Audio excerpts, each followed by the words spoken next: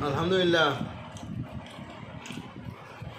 গোস্ত কুরবানির গোস্ত এখনো কাটাই হয় নাই, আর আমি গরুর গোস্ত দিয়ে ভাত খাচ্ছি।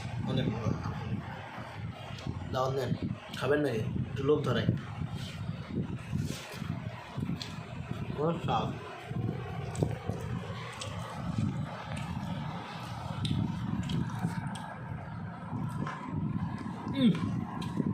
যা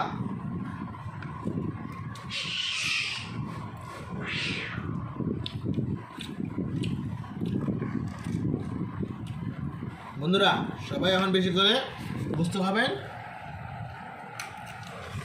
আর বিকেলবেলা সবাই সিরিয়াল ধরবে।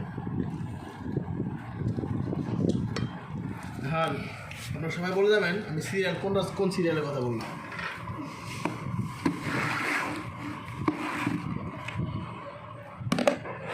এই সিরিয়ালের জায়গা বাপ মা আসলেও কেউ দিতে যায় না।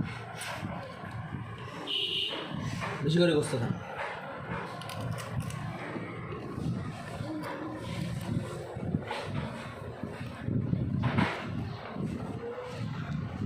বেশি করে গোস্ত খান আর সিরিয়াল ধরার জন্য প্রস্তুত হন।